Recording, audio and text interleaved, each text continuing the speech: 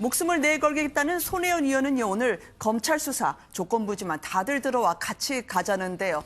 배팅처럼 일이 진행되는 게 맞을지 일단 유튜브를 통해서 그가 지금까지 샀던 땅 건물 전후 과정 설명을 들어보시겠습니다. 사실은 제가 갖고 있는 그 컬렉션을 박물관 한 곳에 기증을 하려고 생각을 했었습니다. 근데 제가 거의 20년 동안을 모았던 그 17세기부터 지금까지 이어지는 저로서는 정말 최선을 다한 제 인생의 모든 것을 바쳐서 모았던 그 컬렉션이 한 곳에 있어서 나전치기 박물관으로 있었으면 좋겠다 생각을 했어요. 그런데 지금 남산에 있는 박물관은 그럴 정도 여건이 안 됩니다. 좁아서. 그래서 이것을 어디 지방 어디다가 땅값이 좀 싼 데다 널찍한 데다가 가면 어떨까 해서 제가 오늘 그 통영에 전에 시장님이 쓰신 그 글을 이제 편지를 또 써오셨어요. 제가 이제 안타까워서. 그래서 그분이 박물관을 지어주겠다 이제 했었는데 그분이 또 시장 그만두시는 바람에 그럼 박물관 지으시면 제가 다 드리려고 그랬어요. 통영이. 그래서 이러지도 저러지도 못하고 이제 그러고 있습니다. 목숨을 내놓는 게 중요한 게 아니라 이제 사안의 본질이 더 중요하겠죠. 누가 목숨을 내놓으라고 했겠습니까? 일단 애정이 있는 곳에는 늘 땅이 있었다라고 얘기하는 사람들의 의혹이 계속 집중이 되고 있는데요. 일단 저 해명을 어떻게 들으셨습니까, 김 교수님? 손혜원 의원의 해명은 이런 것 같습니다. 본인이 평생 동안 모아놨던 곳이 있는데 이것을 위해서 박물관을 지으려고 했다. 그래서 지금 목포에 있는 여러 차례의 필지를 구매하게 된 것도 박물관을 짓기 위해서는 큰 땅이 필요한데 이러기 위해서 내가 했던 것이지 부동산 투기는 아니다라고 주장을 하고 있는 상황인 것 같은데요. 그렇다면 애당초 처음 문제가 불거졌을 때부터 그와 같은 해명을 했었어야 정상인데 그 당시는 근대 문화유산으로서의 가치를 사실상 복원하고 이 목포 지역을 살리기 위해서 주변 사람들에게 권유를 했다는 것 아니겠습니까? 그리고 본인의 조카가 세 채 정도를 충동 구매했다라고 내려간 사람 같은 경우는 이 손혜원 의원이 얘기하고 있는 것처럼 박물관을 하기 위해서 내려간 것도 아니잖아요. 그러니까 결국은 등록 문화재로 지정이 되는 과정들을 거치게 되고 문화재 지정에 앞서서 수많은 땅들을 구매하게 되는 건데 여기에 대해서 나중에 있게 되는 박물관을 짓기 위해서 내려갔다라고 하는 손혜원 의원의 해명과는 또 배치가 되는 상황들이 여전히 존재하고 있는 것 같습니다. 사건의 본질과 핵심은 여기에 대해서 부동산 투자냐 투기냐에 대한 것도 있지만 국회의원이라고 하는 이 해당 상임위의 신분을 가지고 있었던 인사기 때문에 관련된 정보를 활용해서 사전에 토지를 취득했는가 아니면은 토지를 취득하고 난 이후에 이곳을 등록 문화재로 지정하기 위해서 상당한 압박을 가했는지 등에 대한 사실 확인이 필요한 터라 여기에 대해서 박물관 이야기는 이제 그만하셔도 되지 않을까 생각합니다. 네, 이 본인이 적극적으로 홍보를 했었기 때문에요. 누가 얼마나 샀을지는 조금만 물어보면 다 알 텐데 아직까지도 숫자는 자고 나면 9개에서 10개, 10개에서 20개까지 늘어나고 있습니다. 물론 손 의원은 이게 다시 나뉘어지고 또 되파는 과정에서 한 거지 초기에 자기의 해명과는 다르진 않다고 하는데요. 장해찬 평론가님, 이걸 어떻게 해석해야 할까요? 처음에는 언론 보도 9곳이라고 나왔다가요. 이제는 건물 17채, 그리고 토지 3곳까지 해서 모두 20곳의 부동산을 매입한 것으로 드러나고 있죠. 처음에는 이 목포를 지역구로 둔 민주평화당 박지원 의원이 손혜원 의원을 옹호해줬었습니다. 두둔해줬었는데 이분 같은 경우도 한 2채 내지 3채일 줄 알았는데 16채가 넘는다면 아무리 좋은 의도라 하더라도 과정의 정당성을 따져볼 필요가 있다. 검찰 수사를 받아야 된다. 이런 말 하셨거든요. 또 손 의원이 박 의원한테는 2채 정도 있어요라고 이야기를 했다면서요? 네, 그런데 이제 까면 깔수록 계속해서 숨겨둔 건물과 땅들이 나오고 있지 않습니까? 저는 이 박지원 의원의 말에 우리가 깊이 생각해볼 여지가 있는 것 같습니다. 좋은 의도를 할지라도 과정이 잘못됐다면 지탄을 받고 수사를 받아야 되는 것이거든요. 손혜원 의원의 의도처럼 목포의 구도심을 살리고 박물관을 짓고 이게 투기 의도가 아니라 정말 좋은 의도를 가졌을 수도 있습니다. 그렇다고 할지라도 해당 상임위에 격을 두고 있는 여당 국회의원이 문화재청에게 이런저런 간접적인 압박을 하고 이런 이득을, 측근들이 이득을 보게끔 도왔다면 의도가 아무리 선하다 할지라도 국회의원의 권력을 남용한 것이다. 직권남용이라는 말 검찰에서 이 정부 들어서 굉장히 많이 쓰고 있잖아요. 그 직권남용의 칼날을 본인도 피해갈 수 없다. 정치인이었다면 목포의 한 시민단체 대표님도 이런 말씀하셨어요. 구도심 살리고 싶으면 측근들 부동산 사게 할 게 아니라 법과 제도로 지원을 했어야 된다. 그게 국회의원의 역할인데 어떤 면에서는 좋은 의도를 할지라도 의혹이 너무 앞서다 보니까 국회의원의 본분, 공직의 무거움을 조금은 망각한 게 아닌가. 그랬다면 오해를 소명하면서 국민들한테 유감이라도 표명해야지 마치 모든 것을 다 걸자. 이 싸움판에 싸움꾼처럼 의원직 전 재산 다 걸자 이런 식의 태도가 저는 논란에 더 불을 붙이는 격이 아닌가 싶습니다. 네, 장평론가님 말씀처럼 박지원 의원은 당초 이 손혜원 의원에 대해서 투기가 아닌 것 같다라고 감싸줬죠. 그런데 이제 살짝 돌아선 것 같습니다. 검찰 수사가 필요할 것 같다라고 하면서요, 절차와 과정, 문제가 있다고 말을 하던데요. 박지원 의원의 이야기를 좀 들어보시도록 하겠습니다. 20곳을 또는 일부 신문에는 15채, 16채 이렇게 했다고 하면은 저는 상당히 문제가 있다고 생각합니다. 차명이나 투기를 했다고 하면은 자기 목숨과 모든 재산권과 의원직도 걸겠다 그러실 것이 아니라 검찰에 본인 스스로가 수사 의뢰를 해서 그 의혹을 밝히는 것이 바람직하다. 요즘 유명한 퀸 여기 보면은 Too much love will kill you 이런 노래가 있단 말이에요. 너무 사랑하면은 당신을 죽이게 된다. 그래서 여기에 참 적당한 구절이다. 많은 분들이 Too much love will 네. kill you를 계속 들으셨을 것 같아요. 맞습니다. 김상일 평론가님. 네. 어떤 사랑. 그리고 숙소 같은 경우에도요. 이 손의원이 얘기했던 창성장. 이거를 본인이 지원해달라 정부에 요청했던 것까지 네네. 지금 상임위 발언이 계속 나오고 있거든요. 네네네. 일단 박지원 의원의 발언을 어떻게 들으셨습니까? 일단은 박지원 의원께서는 자기 지역구가 좀 잘 되는 거 아니냐 해가지고서 옹호를 하려고 그러다가 이게 팩트들이 자꾸 까져 나오는 걸 보면 아 이건 아닌 것 같다. 이게 정치를 네. 오래 하셨으니까 아마 촉이 있으실 거예요. 그래서 그런 촉이 발동해가지고 네. 말씀을 빨리 정정을 하신 것 같습니다. 너무 잘하신 것 같고요. 제가 봐도 네. 제가 이제 뭐 국가 재정을 오래 다뤄봤습니다만 제가 이걸 알아보니까 문화재 유지보수 관리 예산을 가지고 하는 사업이더라고요. 네. 그러면은 문화재 유지 관리 보수 예산이 뭐냐면 전국에 있는 전국에 있는 문화재를 네. 하나의 예산 항목으로 해가지고 이렇게 찢어주는 거예요. 그러면 지금 오래돼가지고 유지 보수가 시급한데도 유지 보수를 못하는 문화재가 엄청나게 많습니다. 네. 근데 그런 예산에다 이걸 넣었다? 너무 이상한 거죠. 그리고 정부 안으로 들어가지도 않고 네. 국회에 와서 예결위 과정에서 들어갔다? 이것도 이상한 부분이 있고 의심해 볼 만한 부분은 너무 많습니다. 그리고 제가 얘기를 들어보니까 그 바로 옆에 근접한 바로 옆에 목포 해양 케이블카가 올해 생깁니다. 네. 그러면 지금 송도에도 생겼고 여수에도 생겼고 그런데 케이블카가 생긴 곳에 대부분 관광객 유동성이요. 그 관광객 수가 그 30% 이상이 다 늘어났습니다. 네. 유동 관광객 수가.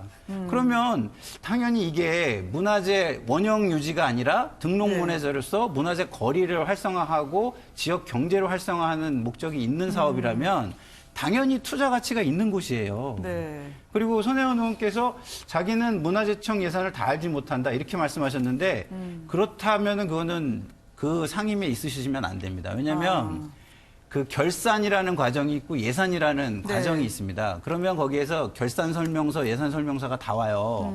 그러면 이 사업에 대해서도 꼼꼼하게 어떻게 시작됐고 얼마가 지금 투입되고 있고 얼마가 불용이 됐고 이런 설명이 다 들어 있습니다. 근데 그 자료를 안 보셨다는 건가요? 그러면은 그거는 그 상임위에 있으시면 안 되시죠. 그래서 저는 그 해명도 조금 네. 좀 의아하다. 제가 오랜 경험으로 볼 때는 어떻게 모르실 수가 있지? 이런 그 의문, 큰 네. 퀘스천 마크가 크게 네. 만들어지는 부분입니다. 네. 기본적으로 손혜원 의원은 아마 억울함이 크다고 이야기를 하지만 계속 나오는 보도에 따르면요. 이 본인은 이 재산 증식 원하지 않았다고 하는데 주변 분들 특히 조카의 안정적 소득을 위해서 부모 마음으로 해줬다라고 하는 게 소년 남편의 이야기였다는 보도까지 나오고 있습니다. 그러면은요, 여기서 손 의원이 게스트하우스, 이 조카를 포함한 3명이 소유하고 있다고 하는데요. 여기에 대해서도 소유주는 정말 누구냐? 박지원 의원이 물었는데요. 이 부분에 대한 한번 손혜원 의원의 답변을 들어보도록 할까요? 어제 이야기긴 합니다. 이제 창성장을 3명이 함께 묶어서 이제 사게 된 거죠. 거기에 있는 젊은 세 주인이 이것이 그들한테 굉장히 중요한 이제 뭐 재산이라기보다는 중요한 어떤 자기들이 사회 활동을 한다든지 뭔가 이렇게 청년의 활동에서도 뭔가 자부심이 있는 그런 집을 만들고 싶다는 생각을 했습니다. 그래서 제가 창성장 홍보를 뭐 많이 했죠. 왜냐하면 이런 집이 있다라는 것. 그리고 또 하나는 뭐 지난번에 문광희 의원들 왔을 때 거기를 데려갔다고 뭐 이걸 또 뭐 어떻게 되냐. 그 동네 그 집밖에 갈 데가 없습니다. 그렇게 많은 사람들이 들어가서 구경할 만한데 뭔가 도시재생이 제대로 되고 숙소의 문화가 제대로 자리를 잡는 그런 이 모델을 보여주는 경우가 이제 그렇게 많지 않아요. 그 골목길은 또 그거 하나밖에 없고요. 네. 여러 가지 얘기를 하셨는데요. 가장 중요한 질문은 그래서 창성장의 주인이 누구냐라는 거에 대한 질문에 대한 답은 명확히 안 나옵니다.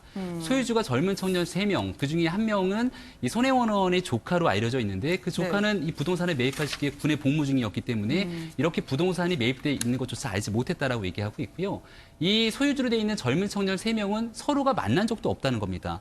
그렇기 때문에 그럼 당연히 소유주가 없는 상태에서 창성장을 매입하게 되고 그리고 여기를 리모델링해서 새로운 게스트하우스를 운영하게 되면서 손혜원 의원이 관련 상임위에서 주장했던 것처럼 굉장히 중요한 모델처럼 여러 차례 홍보했고 사람들이 데려갔는데 도대체 여기의 주인은 누구냐라고 하는 물음이 계속될 수밖에 없는 거죠. 그러다 보니 과거에 다스는 누구 겁니까? 라는 이 멘트가 대한민국을 흔들었던 것처럼 창성장의 주인은 도대체 누굽니까? 라고 얘기할 수 있는 거고요.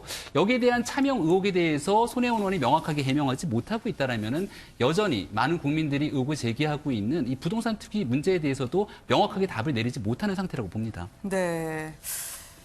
지인에게 사라고 이야기했던 것 중에 하나는요. 또 이 5.18 성지였다는 옛 동아약국 건물도 있던데요. 이거를 많은 분들이 보셨을 때 이게 칼국수집으로 간다든지 아니면 팥빙수 집으로 갈 수 있다는 부분에 대해서는 참 깝깝해하셨을 것 같아요. 김재희 변호사님. 네, 이 동아약국을 손 의원 보좌관 남편이 샀다고 합니다. 4천여만 원을 주고 사서 2017년 9월 달에 소유권을 취득했다고 하는데 보니까 이제 여기를 칼국수집으로 개조하기 위해서 저 건물을 샀다고 하는데 사실은 더 동아약국이 김대중 전 대통령한테 민주화 운동에 굉장히 큰 도움을 준 그런 약국이라서 사실은 이제 굉장히 역사적 가치를 지니고 있는 그런 건물인데 저기에다 칼국수집을 한다는 것은 조금 적절치 않은 그런 계획인 것이죠. 네. 그래서 보면은 저 거리를 굉장히 사랑한다고 했던 손혜원 의원이 이제 굉장히 처음에 밝혀진 것보다는 많은 건물 숫자를 그렇게 구입을 하고 이제 그것들을 완전히 새 건물로 이렇게 리모델링 한다라고 하면은 그러니까 처음에 그 거리를 이제 사랑했던 그런 취지와 조금 반하는 것은 아닌가 이런 생각이 들고요. 그다음에 여러 가족들이 한꺼번에 내려가서 제 생각에는 퇴직 후에 가족 사업을 벌이려고 했던 것 같아요. 이제 거기에 보좌관들까지 끼어 들어가지고 자기 지인들, 그러니까 자기와 자기를 도와줬던 사람들에게 다 같이 먹거리를 제공하겠다 뭐 이런 계획이었을 것 같은데 그래서 결과적으로 부동산을 투기적으로 이용해가지고 이득을 취했느냐는 변론으로 하고 어쨌든 간에 그런 어떤 사업 계획을 국회의원 지위를 이용해가지고 그 정보 취득한 것을 가지고 했다는 점에서는 대단히 좀 부적절해 보이긴 합니다. 5.18 성지가 먹거리라니요? 그게 무슨 말입니까? 그러니까 이 부분 하나만 좀 손혜원 의원의 진정성에 대해서 의심할 수 있는 여지가 있어서 말씀을 드리고 싶은 게요. SBS에서 인터뷰했던 내용에 따르면 보좌관이 먼저 요청을 했다는 거예요. 의원님 이거 우리 남편이 하나 사고 싶은데 사면 안 되냐라고 하니까 왜 안 돼? 사 그러면이라고 대답을 했다는 거잖아요. 실제로 5.18의 성지고 이것을 기념하기 위한 것이고 근대 등록 문화유산으로 거리 전체를 지정하기 위해서라면 부동산 투기가 있어서는 안 되는 것 아닙니까?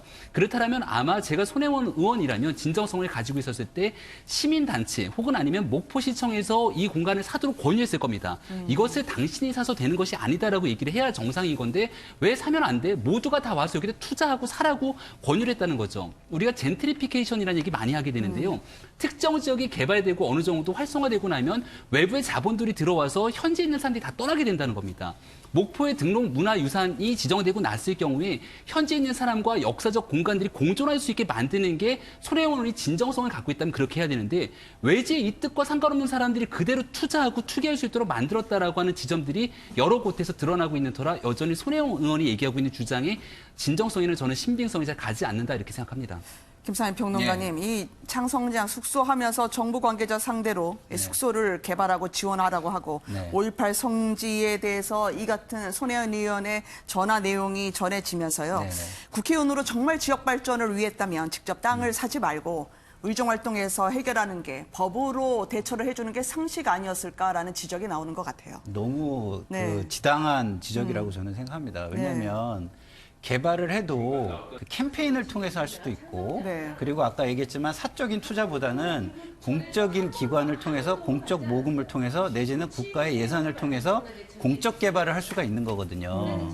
그래서 뭐 거기를 뭐 숙소로 한다 하더라도 그 전주 같은 경우는 개발을 해가지고 전주시에서 직접 관리하는 숙소나 이런 데도 있지 않습니까? 그러면 그렇게 공적인 기관이 관리를 하면 네. 이런 논란이 없어요. 그리고 개인들이 아까도 얘기했지만 거기 사고 싶은 사람이 나중에 이게 발전하는 과정 속에서 좀 많겠습니까? 네. 그러면은 그 과정에서 정말 지역에 돌려주는 차원에서 지역민들한테 사게도 해줄 수 있는 거예요. 그런데 이거를 굳이 네. 처음에 그거를 왜 개인들이 이거를 왜 살까요? 저는 그 부분에 대해서는 네. 한번 철저한 조사가 필요하다고 생각합니다, 이게. 네. 왜냐하면 권한도 있었고, 그 다음에 본인이 그리고 먼저 이걸 샀다면 국가에다가 여기 투자해라 이런 말을 또 하면 저는 안 된다고 봐요. 네. 그러면은 그 말 하는 순간 자기 건 팔고 나오든가 해야죠. 그렇게 해서 주장을 하는 분들께 자신에 대해서 공격을 하거나 아니면 지적을 하는 분들께 나는 다 걸었다라면서 목숨도 걸고 의원직까지 이야기를 했습니다. 그런데 이 부분에 대해서 왜 꼭 다 걸고 이거를 해결해야 되는 걸까요? 그렇지 않고 차분하게 짚어도 되는데 말이죠. 그러니까 저는 아까 말씀드린 것처럼요. 손혜원 의원의 해명하는 태도가 논란에 더 불을 붙는 것 같은데 오해가 있었다면 차분하게 설명을 하고 또 국민들과 목포 시민들에게 오해를 불러일으킨 점에 대해서는 유감을 표하면 됩니다. 네. 그랬다면 될 것을 지금 계속해서 언론 보도가 이어지고 있음에도 불구하고 뭐 전 재산, 의원직, 심지어는 목숨까지 네. 저는 이렇게 국회의원이 국민들의 어떤 지지를 받는 국회의원이 목숨을 건다는 말씀을 함부로 하는 것조차 어떻게 보면 이 생명 경시 풍토에 영향을 주는 게 아닌가 싶어서 우려스러운 지점이 들거든요. 네. 그리고 검찰 수사를 받겠다고 하는데 거기에 또 조건이 주렁주렁 많이 붙어 있어요. 언론사, 뭐 지역 조합, 건설사까지 네. 본인이 뭐 검찰이 진실을 규명해주는 위탁업체가 아니지 않습니까? 의혹이 있는 부분이 있다면 그 부분에 대해서만 검찰이 수사를 하면 되는데 네. 수사 대상까지 본인이 지명을 해주면서 또 조건을 달고 있는 모습이 과연 진짜 모든 것을 다 건 사람의 태도가 맞느냐 그 부분 또 의혹이 들고요. 네. 제가 이렇게 자신감 있게 나오는 배경 아마도 단기간에 목포에 매입한 건물들을 팔 생각은 없는 것 같아요.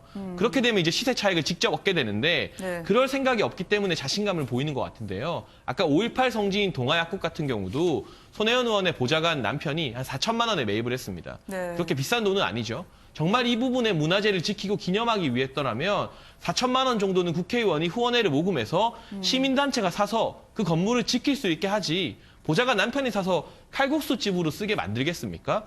근데 이 보좌관분이 예전에 전주 한옥마을을 조성한 분이라고 해요. 네. 그러면 목포가 한옥마을처럼 조성되게 된다면 많은 관광객들이 몰리면 4천만 원이라는 비교적 싼 값을 투자해서 만든 칼국수집이나 팥빙수집이 어마어마한 가치의 손님들에게 그 팥빙수 팔 수 있는 건 아니겠어요? 그러니까 건물을 팔아서 시세 차익을 얻는 것만이 투기가 아니라 그로 인한 금전적 이익을 얻을 수 있다면 그것 또한 투기의 일환이라는 점을 저는 손혜원 의원이 다시 한번 생각해 볼 필요가 있지 않나 싶습니다.